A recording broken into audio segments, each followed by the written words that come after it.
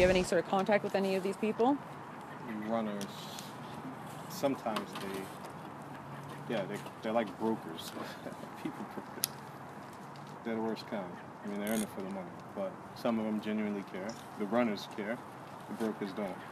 So, our footage has been up on our YouTube page and on the rebel.media. It's been out there as a matter of public record for a whole week now.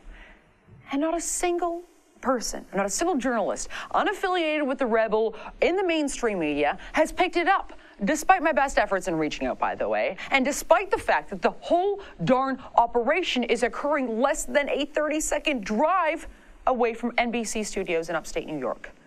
But even more concerning is the fact that the RCMP have yet to do a damn thing about this story, even though they seem to be well aware that Justin Trudeau's open invitation to Canada has created an illegal railway into Canada, which has translated to big business for human traffickers.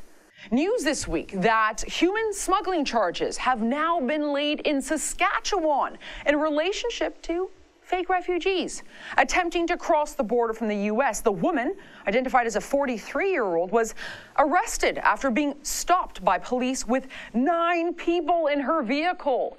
The 9 individuals, all originally from West Africa, entered Saskatchewan, and they were initially taken into custody by Canadian Border Patrol. And what do you know? Well, they've since filed refugee claims right here in Canada.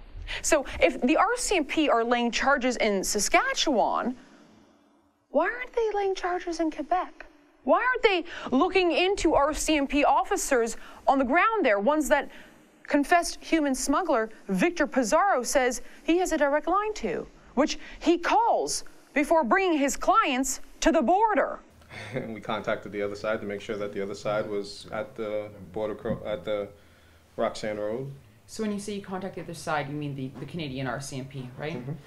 Mm-hmm. So do you have a direct line to a particular officer, or?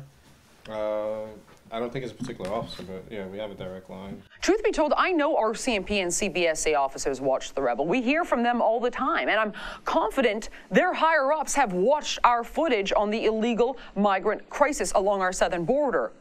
Why haven't they contacted us with a warrant for all of it, for our transcripts, our footage? Would the RCMP rather investigate this case, or are they content to cooperate with human smugglers, knowingly or tacitly?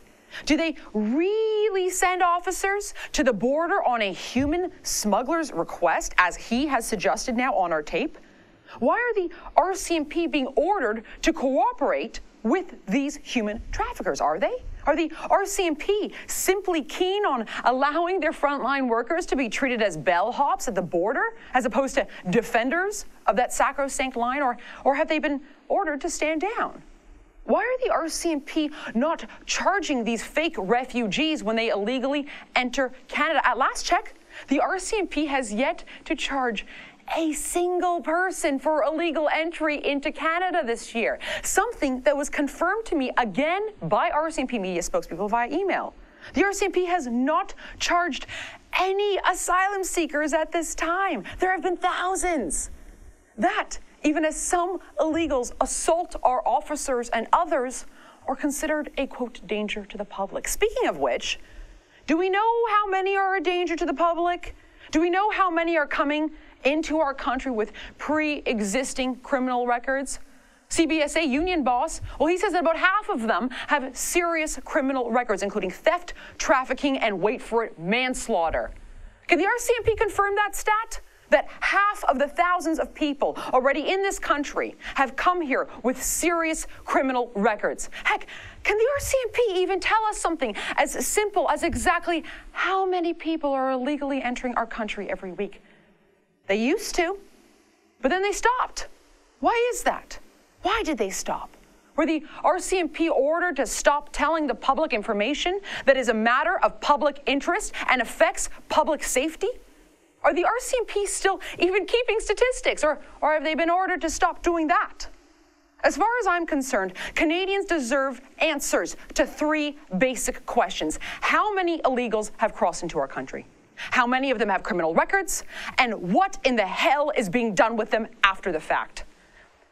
Our Prime Minister's invitation to Canada, addressed to the whole world, is already well known. However, if unaccompanied men across the Middle East are now receiving word that the only protection to Canada's back door for illegal entry is a catch and release program, well, then we're screwed.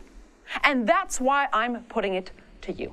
If you or someone you know is an RCMP or CBSA insider and you know what's going on behind the scenes, I'm asking you to send any information you can share to tips@therebel.media.